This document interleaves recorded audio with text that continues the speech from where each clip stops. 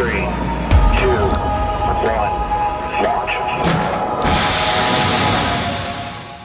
হঠাৎ কেন উন্নত অস্ত্রের পরীক্ষা চালালো রাশিয়া? এর মাধ্যমে কি ইঙ্গিত দিচ্ছেন প্রেসিডেন্ট ভ্লাদিমির পুতিন? নতুন কোনো যুদ্ধের আভাস নয় তো এটি? রাশিয়ার নিরাপত্তা পরিষদের ডেপুটি চেয়ারম্যান দিমিত্রি মেদভেদেভ জানিয়েছেন তাদের প্রতিরক্ষা বহরে যোগ হয়েছে নতুন একটি শক্তিশালী অস্ত্র। কিন্তু কোন অস্ত্রের কথা বলছে রাশিয়া?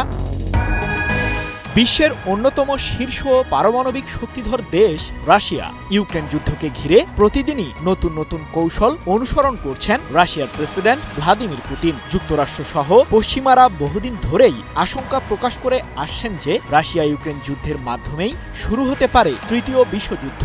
এমন পরিস্থিতিতে নতুন অস্ত্রের সফল পরীক্ষা চালালো মস্কো।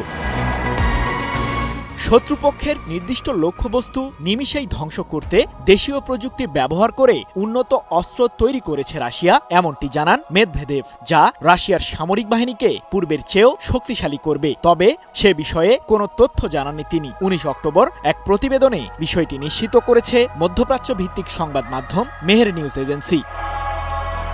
সম্প্রতি রাশিয়ার প্রেসিডেন্ট পুতিন জানান নতুন হাইপারসনিক মিসাইল তৈরির পথে তার দেশ। এ প্রসঙ্গে তিনি বলেন, কিনঝাল ও অ্যাভানগার্ডের মতো আন্তঃমহাদেশীয় ব্যালিস্টিক মিসাইল মোতায়েন করেছি। আমরা অন্যান্য অস্ত্রেরও সফল পরীক্ষা চালানোর প্রস্তুতি নিচ্ছি। কাজ চলছে এবং ফলাফল আসবে। এক প্রতিবেদনে বিষয়টি নিশ্চিত করেছে রাশিয়ার রাষ্ট্রীয় সংবাদ মাধ্যম স্পুটনিক।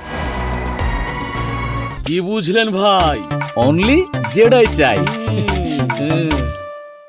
রাশিয়ার পারমাণবিক শক্তি প্রসঙ্গে পুতিন বলেন, আমরা আমাদের পারমাণবিক প্রতিরোধ ক্ষমতার উপর আত্মবিশ্বাসী। যুক্তরাষ্ট্রের চেয়েও আমাদের কৌশলগত অস্ত্র বেশি রয়েছে। ইউক্রেন যুদ্ধকে ঘিরে সাম্প্রতিক সময়ে যুক্তরাষ্ট্র ও ইউরোপের সাথে সম্পর্কের অবনতি হয়েছে রাশিয়ার। এমনকি পশ্চিমা সামরিক জোট ন্যাটোর সাথেও বেশ কয়েক দফায় বিবাদে জড়িয়েছে পুতিনের সামরিক বাহিনী।